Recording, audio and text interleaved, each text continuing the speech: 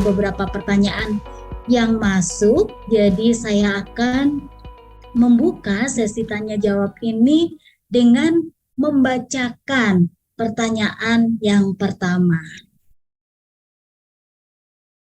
Pertanyaan yang pertama yang sudah masuk adalah, apakah ada alasan khusus sehingga kitab Ester diterima dalam kanon Alkitab? Walaupun kita nggak menemukan kata Tuhan atau Allah dalam kitab ini. Ya, oke. Ini saya berikan langsung ke Tracy ya, langsung menjawab aja ya Tracy. Ya, terima kasih banyak untuk pertanyaannya. Ini ada hal yang menarik ya, bahwa ada dua kitab yang tidak menyebutkan nama Tuhan, Kidung Agung maupun juga kitab Ester. Tapi kalau kita membaca dengan sangat detail, kita bisa melihat campur tangan Tuhan yang sangat jelas. Tuhan nyata sekalipun nama Tuhan tidak disebutkan. Artinya bahwa Tuhan tetap ada dalam setiap kisah, sekalipun nama dia tidak disebutkan. Dan kita bisa melihat penyertaan Tuhan yang setia kepada bangsa Yahudi di kisah Ester tersebut. Kalau kita lihat dari kanonisasi, tentu saja ada teologian yang protes ya. Contohnya Martin Luther, dia nggak suka dengan kitab ini. Dia merasa ini benar-benar membuat dia frustasi. Anda bisa cari tahu sendiri kenapa dia frustasi. Tapi kita tahu bahwa di kitab Protestan sama kitab Yahudi penyelamat itu sama persis ya. Jadi mungkin perbedaan sedikit adalah kitab Katolik di Deuterokanonika saya punya di sini ada penambahan tentang kitab Ester di situ. Itu ya agak sedikit berbeda, ada penambahan sedikit. Nah, tapi menurut saya apa yang saya pelajari bahwa Tuhan tetap ada dalam kisah Ester sehingga kita tetap bisa melihat karya Tuhan. Tapi kalau dalam pembacaan Yahudinya ada lima hint Yahweh di bagian penulisannya yang kita mungkin bisa ngerti kalau kita bisa membaca dalam bahasa Ibrani ya. Jadi ada kata Yahweh dalam akronim gitu, istilahnya kayak turunan ke bawah, garis ke bawah itu ada nama Yahweh dan nama Yahweh ke atas, Yahweh ke bawah. Coba Anda cari tahu di mana ada penulisan Yahweh sebenarnya dalam beberapa bahasa asli dari kitab Ester. Tapi cara penulisannya yang cukup unik yaitu garis ke bawah gitu.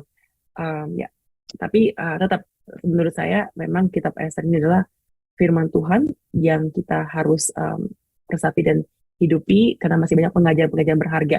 Sekalipun kehidupannya mungkin cukup membingungkan, tapi kita bisa melihat karya Tuhan terlepas dari siapapun manusianya. Tuhan tetap bisa berkarya untuk menyelamatkan satu bangsa melalui siapapun yang Tuhan mau panggil. Semoga menjawab dengan secara singkat dan semoga bisa saran untuk pelajari lebih dalam lagi ya.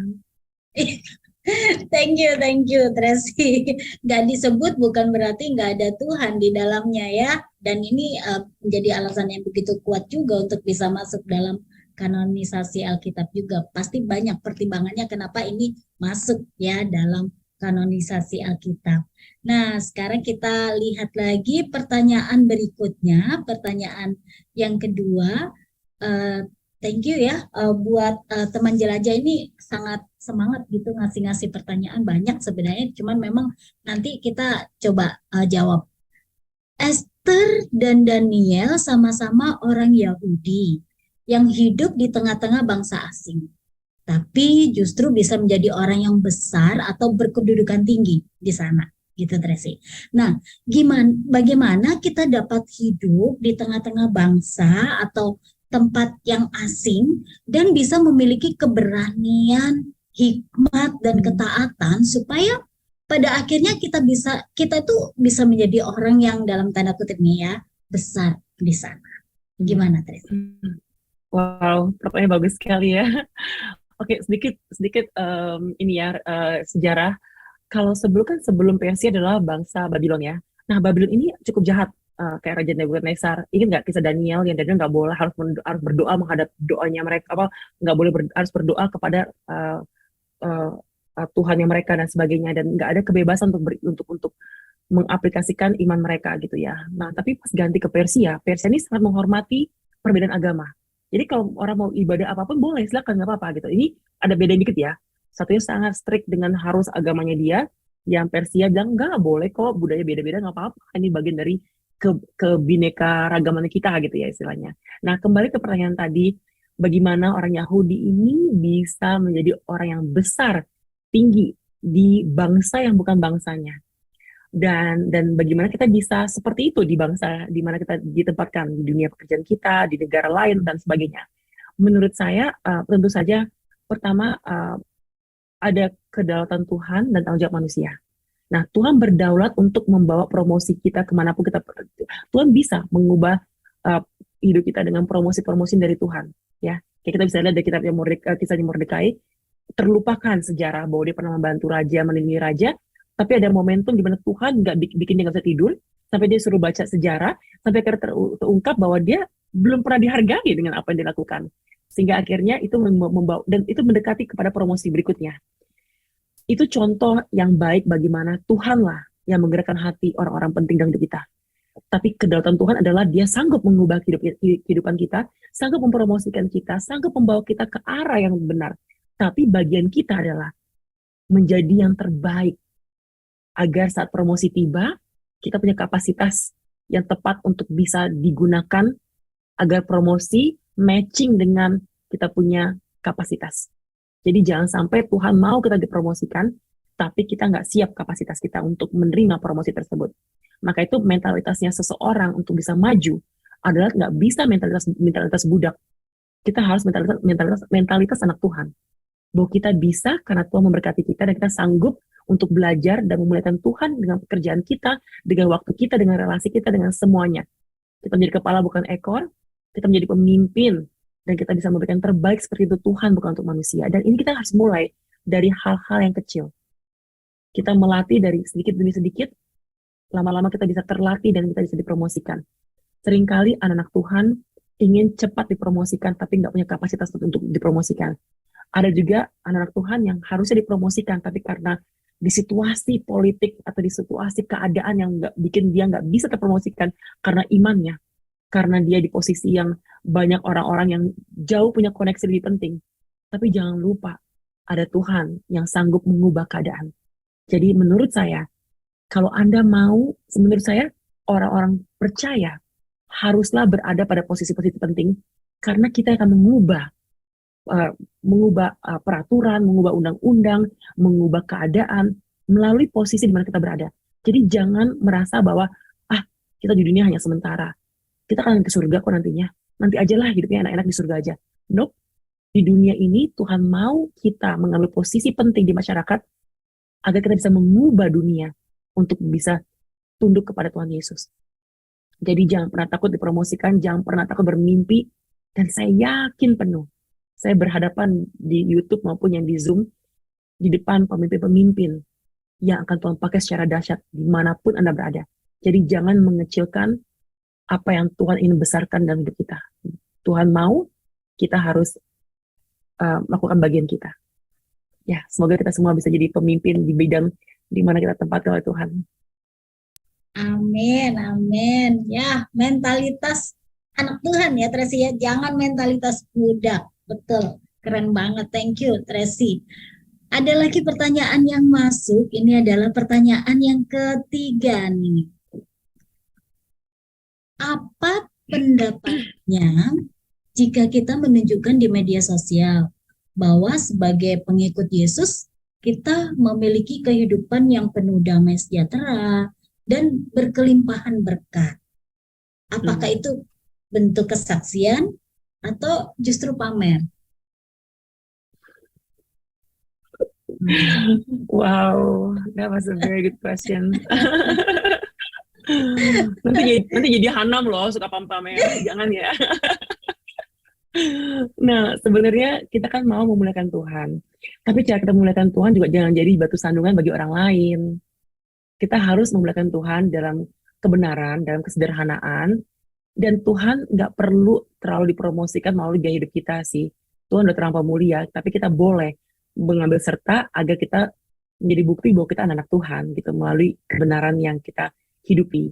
Tapi menurut saya, damai sejahtera itu ada mungkin dari 9 buah roh yang pertama itu kan kasih, damai sejahtera, dan sukacita.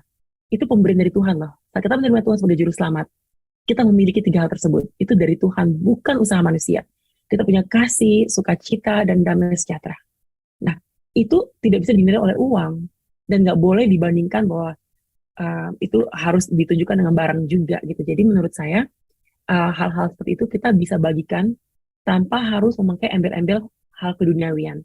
Tapi menurut saya juga di sosial media zaman sekarang itu sangat berbahaya saat kita memamerkan kekayaan kita sebagai bukti bahwa kita sejahtera karena kita dalam Tuhan. Tuhan nggak pernah menjanjikan kita akan selalu berkelimpahan dalam bentuk harta. Kelimpahan yang Tuhan berikan adalah damai sejahtera-Ku kuberikan kepadamu. Sukacita. Engkau akan berkelimpahan, tapi berkelimpahan yang bernilai kekekalan. Kan Tuhan bilang di dunia ini semua bisa hancur karena rayap, bisa dicuri, bisa rusak. Tapi kumpulkanlah yang bernilai di surga gitu. Dan juga pemberian dari Tuhan tuh melebihi dari hanya kelimpahan berkat yang bisa dilihat secara visual. Jadi menurut saya kita di dunia di mana tentu saja ini akan sangat sulit ya, karena setiap orang punya standar yang berbeda-beda secara hidup. Contohnya, saya pernah bilang sama teman saya, untuk kita, mayoritas dari kita, sepatu 300.000 tuh biasa aja harganya. Tapi untuk mbak yang kerja di rumah, 300.000 tuh mewah sekali. Nah, untuk orang kaya raya, 300.000 itu terlalu murah. Untuk orang yang sangat kaya raya, hah? 300.000? Apa itu? Nggak tahu tuh, gitu. Terlalu kecil untuk dia. Jadi tingkat ekonomi kita membuat kita memandang hal tertentu tuh bernilai atau tidaknya, tergantung isi dompet. Mahal atau enggaknya barang, itu tergantung isi dompet kita. Jadi kita juga nggak bisa membandingkan, orang tersebut memamerkan, kita nggak tahu isi uang mereka berapa. Nah, tapi tanpa kita harus fokus kepada apa orang miliki, dan mencoba untuk membuat kita merasa buruk karena kita nggak memiliki apa yang mereka miliki, kita harusnya mencoba untuk menggunakan media sosial untuk menunjukkan bahwa sekalipun kita mengalami musibah, tapi kita percaya pada Tuhan. Sekalipun kita sekali-sekali tidak kita nggak bisa menggunakan sosial media hanya untuk menunjukkan kebahagiaan. Tapi kita menunjukkan ke sosial media bahwa kadang-kadang dalam hidup ini kita mengalami kadang di atas, kadang di bawah, kadang sakit, kadang sehat. Sekali-sekali kita boleh menunjukkan bagaimana rapuhnya hidup. Agar siapa tahu apa yang kita alami menjadi kekuatan bagi orang lain. Bahwa kok bisa ya? Maka menjadi sukacita. Nah, tapi untuk saya pribadi, kesaksian itu saya selalu lakukan adalah setelah kejadian ini selesai. Saat saya mengalami proses, saya nggak pernah ngasih kesaksian. Karena saya nggak tahu arah kemana Tuhan sedang bawa saya. Contohnya, 2 tahun yang lalu saya luka rohani. Saya mundur dari pelayanan. Saya nggak mau lagi melayani Tuhan. Saya anak hilang di Bali. Nggak berdosa, nggak hidup bebas. Tapi cari Tuhan, nangis-nangis, tapi nggak mau melayani aja. Saya kasih waktu sama Tuhan berbulan-bulan nggak usah kerja. Tiap hari cuma nangis, merenungkan. Berbulan-bulan kemudian tiba-tiba lagi di pantai sampai nangis. Saya bilang, itu perempuan-perempuan yang dimolested oleh mantan bos saya, itu gimana ya Tuhan? Tiba-tiba Tuhan bilang sama saya, kenapa nggak kamu bikin pelayanan untuk wanita? Agar mereka punya ruang di mana mereka bisa dikuatkan oleh sesama wanita. Itu kayak instalasi dari surga. Saya cuma jalan sampai nulisin, namanya harus ini, nanti ministry harus ini. Tiba-tiba muncul pelayanan baru melalui ruang duka yang cukup lama, berbulan-bulan nangis, nggak ngapa-ngapain, cuma nangis, baca buku, makan, nangis, tidur, baca buku, makan, nangis sendiri. Itu doang. Tapi tiba-tiba muncul hati yang baru, keinginan yang baru, dan sebagainya. Nah, artinya apa? Artinya setelah saya mengalami itu semua, baru saya bisa ceritakan kepada dunia. Kalau saya kepahitan, saya marah kepada pelayanan, dan akhirnya Tuhan pulihkan melalui istirahat yang cukup lama, berbulan-bulan, dan muncul pelayanan baru, dan sekarang saya disegarkan oleh pembaruan yang Tuhan izinkan. Dan setelah saya selesai mengalami itu, dan setelah saya benar-benar bangkit dan bersemangat melayani Tuhan, saya bisa ceritakan kepada dunia apa yang terjadi. Ya, kesaksian saya selalu setelah saya mengalaminya, setelah saya menang atas kejadian tersebut, baru saya ceritakan. Jadi banyak sakit saya pernah dioperasi 2 kali, hanya setelah. Ini saya sekarang lagi mengalami masalah besar lagi. Nanti kalau udah selesai, saya akan ngasih kesaksian juga. So, gunakan sosial media kita untuk memuliakan Tuhan, dan jangan jadi batu sandungan bagi banyak orang. Dan gunakan harta yang milik kita adalah untuk membangkitkan hidup orang lain. Jangan cuman membuat kita terlihat terlalu hebat di luar sana, padahal bisa-bisa itu juga di atas uang yang kita miliki. Jadi hiduplah sederhana, lebih baik terlihat miskin tapi kaya, daripada terlihat kaya tapi miskin. Tapi yang paling penting adalah kaya dalam Tuhan, lebih dari kaya akan dunia. So, semoga kita bisa memberikan kesaksian ya dengan sosial media kita, dan mari kita rayakan kebaikan Tuhan dalam kehidupan kita. Ya, betul sekali ya. Berkat Tuhan itu kan memang nggak harus berupa kekayaan untuk dipamerin, bukan hanya berupa jabatan untuk disombongkan gitu ya. Bahkan sebenarnya Tuhan menolong kita dalam kedukaan yang dalam seperti yang Tracy alamin tadi, itu juga merupakan suatu berkat Tuhan yang tak terkira, yang nggak semua orang bisa mengalaminya karena kita punya masing-masing berkat tersendiri gitu ya Tracy ya. Jadi tujuan kita diberi berkat itu ujung-ujungnya adalah memuliakan Tuhan. Wajib ya, itu wajib banget untuk memuliakan Tuhan. Yuk kita intip lagi nih pertanyaan berikutnya ya. Bagaimana cara kita supaya kita itu nggak mudah terprovokasi atau terpancing oleh orang yang tidak kita sukai? Pasti ada kan orang yang nggak disukai, ada nggak? Apakah kita sebaiknya menghindar daripada berbuat dosa kan? Apakah sikap ini bisa dibenarkan? Gimana? Ini harus jujur di Iya, depan Tuhan ya. Oke, ini gini, kita manusia ya, kita tuh punya satu, kita nggak tahu kenapa. Ini saya yakin Anda pernah ngalamin ini, karena saya udah nanya banyak orang, pernah nggak ketemu sama orang, kita langsung belum kenal orangnya, kita harus bilang nggak suka aja suaranya, atau nggak suka cara dia menatap saya, atau cara dia jalan. Ada yang kita nggak suka, kita kayak malas gitu. Nah, nggak tahu kenapa kita tuh semua mengalami hal tersebut. Tapi menurut saya, orang yang kita nggak sukai itu seringkali karena kita nggak kenal dia secara dekat. Kalau kita udah kenal orang dengan baik, kita akan jauh lebih sulit untuk tidak suka pada dia. Dan cara yang saya ambil adalah gini, kalau saya nggak suka sama orang, saya ingin tahu apa sih yang menarik dari dia. Saya akan tanya kepada dia, asal dari mana gitu. Udah lama jadi orang Kristen. Kok bisa jadi orang Kristen? Ini paling sering ya, dengar kesaksian orang bagaimana dia jadi orang Kristen. Itu bikin kita hatinya luluh loh. Saya punya satu orang teman saya, cukup nakal sekali hidupnya.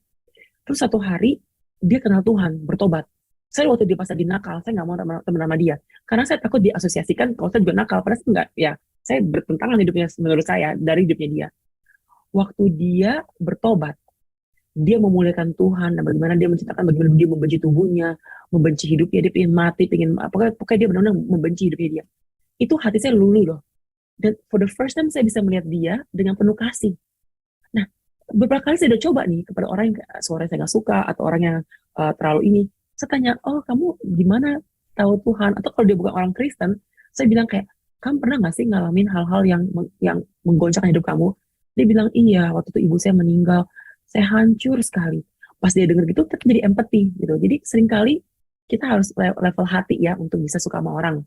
Kita harus tahu ada di balik dari orang yang kita nggak suka ini, ada hati yang memerlukan teman, ada hati yang memerlukan Tuhan gitu. Jadi kita mungkin bisa melihat dari kacamata Tuhan. Kalau kita udah kenal orangnya, dia nyebelinnya minta ampun. Contoh ya, yang saya belajar dari sekolah teologi, itu saya pernah nggak suka sama satu orang karena dia berbuat jahat kepada saya. Profesor saya, Jenny Williams, bilang, kalau kamu nggak mengampuni dia, kamu nggak akan bisa melayani Tuhan dengan sukacita. Karena kalau kamu nggak mengampuni, ya kamu secara nggak langsung nggak diampuni. Waduh, itu kaget banget. Terus saya bilang, gini, cara gini, setiap hari kamu doakan dia. Dari nggak bisa, sampai kamu bisa, sampai kamu bersuka cita untuk mendoakan dia, artinya kamu udah menyelesaikan, membereskan hati kamu, dan nggak ada lagi kebencian. Itu sulit sekali, karena mau doakan dia kayak, Tuhan, saya mau enggak Tuhan, saya mau hukum dia Tuhan, gitu. Ini hukum gitu ya. Jadi ingin membalas gitu, tapi pembalasan adalah haknya Tuhan. Maka dari itu saya aplikasikan.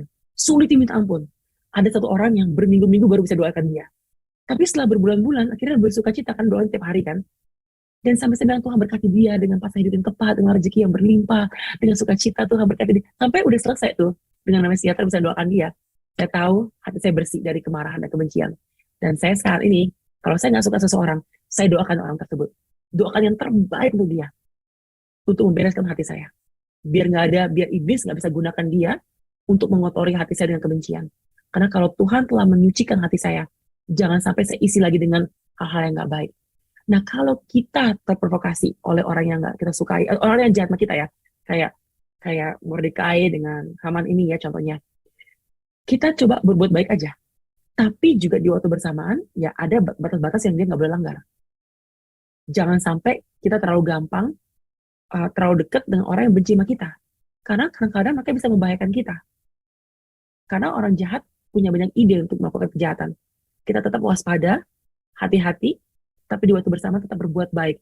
Dengan harapan dan mendoakan dia dengan harapan, dia bisa berubah untuk tidak membenci kita dan bisa melihat kita yang sebenarnya. Jadi, kita adalah agen-agen perdamaian. Kalau Tuhan mendamaikan kita dengan Bapa di surga, kita pun juga berdamai dengan sesama kita. Kita nggak pernah punya musuh, kita hanya punya teman atau belum teman, tapi kita nggak punya musuh dalam Tuhan. So, kita cek lagi di hari ini. Ada nggak orang-orang yang kita nggak suka? Mulai hari ini, kita doakan mereka. Agar hati kita nggak akan menyimpan kebencian, kemarahan, kita bebas. Karena kita telah diampuni, kita sanggup mengampuni. Ya, semoga bisa membantu ya. Ya, kiranya Tuhan menolong kita semua ya untuk bisa melakukan sesuatu yang baik kepada orang yang kita nggak sukain, apalagi ketika kita tahu kita kayaknya ada menjurus pada rasa-rasa benci gitu ya. Memang sih sebut namanya sih aja udah susah banget ya kan. Apalagi kalau orangnya udah berbuat jahat kayak gitu ya, apalagi mendoakan yang terbaiknya. Aduh, gimana ya rasanya gitu. Kalau bukan karena Tuhan pasti nggak bisa ya. Pasti Tuhan akan menolong kita. Nah, kita waktunya tinggal 5 menit lagi sebenarnya. Saya mungkin bisa tambahkan satu aja pertanyaan. Memang banyak banget dari pertanyaan yang masuk, cuman memang kita nggak bisa menjawab satu persatu semuanya, tidak. Tapi ini saya beri kesempatan satu lagi ya pertanyaan ya. Ya ini. Ya, Ketika Esther menyembunyikan identitasnya, apakah itu merupakan sikap yang berhikmat dalam situasi sulit, atau justru itu berkompromi dengan dunia untuk mencari aman? Ya, bagaimana kita bisa membedakan sikap ini dalam kehidupan sehari-hari? Ini sebenarnya kita lagi kompromi atau lagi nyari amannya aja gitu. Oke, silakan ya, Pak Resi. iya. Wah, oke. Untuk posisi dalam sejarahnya Ratu Esther, sebelum jadi ratu, memang dia pada posisi yang sangat sulit ya, karena kan kita nggak ngerti bagaimana perputaran politik saat itu ya. Kapan untuk orang Yahudi bisa berbahaya, kapan mereka boleh punya kehidupan yang bebas. Nah, karena itu akhirnya mereka boleh menyembunyikan karena dalam keadaan yang kita nggak tahu apa yang akan terjadi. Tapi akhirnya terbukti kan yang akan terjadi dan untung disembunyikan sehingga itu akhirnya menguntungkan nantinya saat Tuhan memutar meja tersebut. Untuk saya ada hal tertentu dalam hidup kita, kita bukan menyembunyikan iman kita, tapi mungkin ada dalam posisi dunia politik atau dunia yang membuat kita merasa tidak aman untuk menyatakannya, mungkin boleh. Tapi bukan berarti kita menolak. Contoh gini, kalau dia bilang kamu orang Kristen ya, saya menolak atau mendinai Yesus, ya apa yang Tuhan katakan, kalau kamu menolakku ya aku akan menolakmu, gitu. Itu beda dengan saya nggak perlu nyebutin kalau saya orang Kristen. Kalau orang nanya ya saya kan kasih tahu gitu. Ada satu contoh singkat ya. Waktu saya ke Cina untuk bicara di sana, saya ke embassy-nya dan saya dibilang orang begini, saya tahu kamu siapa. Saya bilang, ah siapa? Saya ke sana harus masuk pakai visa liburan. Padahal saya sana untuk khotbah di beberapa gereja dan beberapa sekolah. Terus dia bilang kayak, saya tahu kamu pendeta gitu. Saya bilang, oke. Dan saya nggak mau bohong karena emang itu saya itu pendeta di sebuah gereja di Jakarta. Akhirnya dia bilang kayak, kamu harus tulis satu kertas untuk deklarasi bahwa kamu tidak akan membuat orang jadi orang Kristen. Terus saya bilang dalam hati, ya betul lah, bukan saya bikin orang jadi Kristen, karena itu yang bikin orang jadi Kristen kan Roh Kudus gitu kan, bukan saya. Jadi itu yang saya nggak bohong gitu. Saya tulis, saya berjanji tidak akan membuat orang menjadi Kristen, dalam arti karena Roh Kudus yang akan bikin orang jadi Kristen, bukan Tracy. Terus saya juga berjanji tidak akan memulai bicara, artinya adalah kalau orang mulai bicara, undang saya baru saya bisa bicara. Jadi saya main kata-kata yang kedengarannya sepertinya pernyataan bahwa saya nggak akan melayani, tapi saya main kata-kata dengan bilang bahwa tidak akan memulai pembicaraan tentang iman kekristenan, ya nggak akan mulai kalau nggak ditanyain kan. Jadi kan kalau saya yang akan menjawab, meresponi gitu dan sebagainya. Nah, singkat cerita akhirnya saya berangkat gitu. Tapi karena saya nggak mau berbohong, saya ke sana liburan dulu 2 hari, baru saya melayani. Jadi saya memang ke sana, saya bilang, saya ke sana untuk liburan gitu. Jadi saya tetap liburan baru melayani di sana. Nah, saya di posisi di mana saya nggak boleh, tapi saya perlu pergi ke sana. Akhirnya saya mau nggak mau main kata-kata jauh lebih, main kata-kata yang orang Kristen tahu bahwa itu kebenaran, tapi untuk orang yang nggak ngerti, dia bacanya sebagai kayak, oh Tracy bilang dia nggak akan bikin orang Kristen, dan dia nggak akan bicara kalau tidak disuruh. Akhirnya disuruh oleh MC-nya, ya saya bicara gitu. Nah, itu contoh kecil ya. Tapi jangan sampai kita tetap boleh menunjukkan kepada dunia. Yes, Ratu Esther, uh, ada 7. Anda bisa lihat ya, ada 7 orang yang melayani Ratu Esther. Ada 7 wanita yang melayani Ratu Esther. Kenapa? Karena dia sebagai orang Yahudi, dia ada 1 hari dia nggak boleh ada orang kerja, betul? Nah, dengan adanya 7 orang yang melayani dia, hari 1, hari 2, hari 3, hari 4, mereka nggak akan pernah tahu kalau dia orang Yahudi. Karena bisa aja pas harinya orang Sabat, dia bilang sama orangnya, kamu sana dulu deh, kamu pergi dulu deh, saya mau sendiri aja hari ini. Dan mereka nggak akan saling cerita, karena mereka nggak akan pernah ngerti gitu. Jadi artinya apa? Sekalipun dia tidak berbicara, dia orang Yahudi, tapi dia tetap memegang teguh budaya dia. Sekalipun dia mungkin ada beberapa hal yang dia uh, berlawanan, contohnya dia pergi dengan raja sebelum menikah. Itu karena dia bertentangan dengan budaya yang menguasai dia. Tapi dia tetap apapun yang dia bisa pegang teguh, dia pegang teguh. Apapun yang harus dikompromasikan karena dikompromikan karena keadaan, ya dia mau nggak mau harus kompromikan dengan keadaan. Ini buat banyak orang yang nggak ngerti kenapa kitab Esther, kenapa dia dibilang nabi, kenapa juga dia dibilang orang-orang yang penting, sedangkan dia banyak sekali melawan dari perintah, dari ajaran Yahudi gitu. Dia ada yang dia mengikuti, ada yang melawan. Nah, ini konteks yang jauh lebih detail yang kita pelajari untuk bisa mengerti jangan dari kacamata abad 21, jangan juga dari kacamata kita sekarang, kita melihat dari budaya mereka di masa mereka juga gitu. Itu mungkin bisa menjadi pelajaran sendiri. Jangan lupa baca, ada di sini juga bisa diargumentasikan.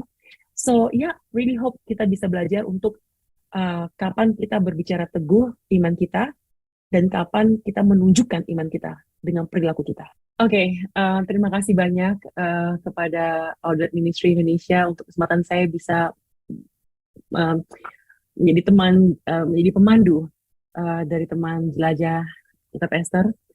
Saya berharap Anda semua antusias untuk mempelajari selama 30 hari isi dari kitab teman jelajah Esther ini. Saya sangat diberkati dan ministry saya juga sangat diberkati dengan setiap harinya kami belajar bersama.